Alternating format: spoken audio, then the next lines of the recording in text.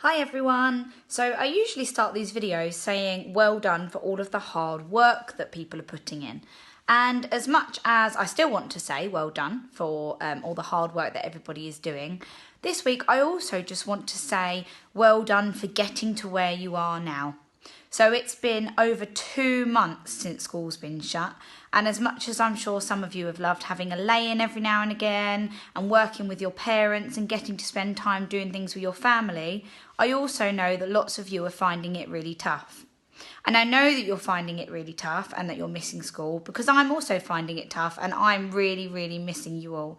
And 2 months is a really long time. So I just wanted to say that wherever you are today, whatever you're doing or however you're feeling, I am really proud of you for getting to this point. You've all achieved so much, not just with your work, but emotionally. You're all staying strong and you're doing really, really well. So just try and remember that next time you're having a bit of a bad day. Just remember that you've done really well. Okay, so let's start talking about this week's work now. I'm hoping that the video from last week was quite helpful for you. If there's anything that you're not sure on, you can always email me and I'll either send you a different video making sure that I talk about the thing that you're confused about, or I'll try and email you back with some help. So, English this week, we are focusing on a spelling rule, and it's a spelling rule that lots and lots of people find tricky. And it's the difference between there, and there. Confusing, right? So I'm hoping that I'm going to be able to help you. So first of all, there is this kind of there.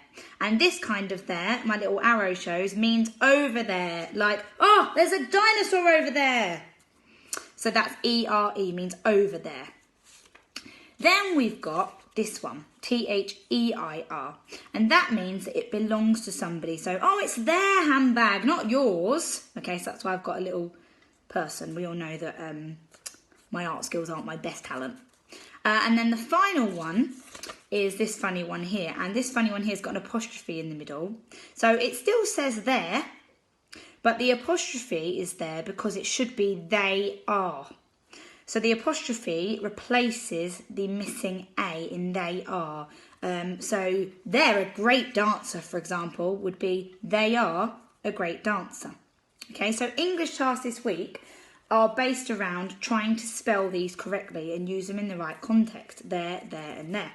So there are a couple of activities where you just need to find the right spelling, and then there's a writing activity where you are giving the opening and you need to carry on the story using some of these words. Now you'll also, to make those stories as interesting as possible, need to use all your good vocabulary that you're building and some adjectives and some adverbs.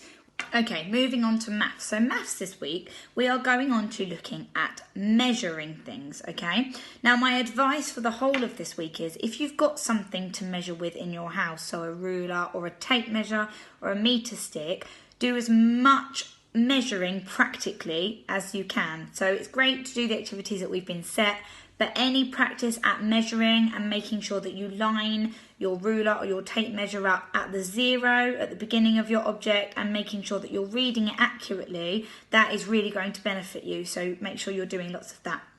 We start the week with maths with looking at appropriate measurements. So thinking about meters and centimeters and millimeters and thinking about which you would use to measure what. So we've done a little bit of measuring in science so far this year.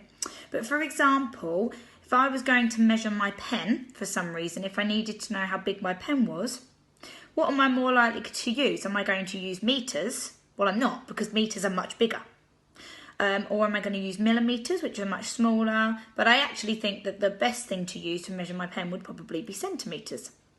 So have a little look at the things that are around your home and start to think about what would I use if I needed to measure that for some reason. Okay, moving on in the week, we're looking at how we can convert meters into centimetres and centimetres into metres.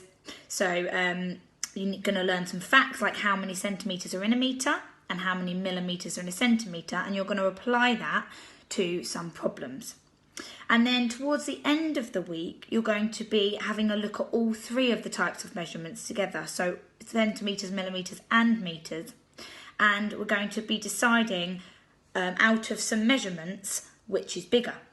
So for example, if I just have a look at the first question on here, For example, it's asking you to put some measurements in order from the smallest to the largest. But the problem is they are all in different units. So for example, it might say which is bigger, 21 centimetres or 2 metres or 12 millimetres, okay? And I can't say, oh, well, that number's smaller, so I'm going to say that's the smallest one, because they are all in different units of measurement. So what you need to make sure you do if you're faced with a problem of different units of measurement is that you need to convert them all so that they are all in the same unit. So you could change them all into centimetres, for example, and then you can put them in order. So just make sure that you are checking that all of your numbers that you are comparing are in the same unit of measurement.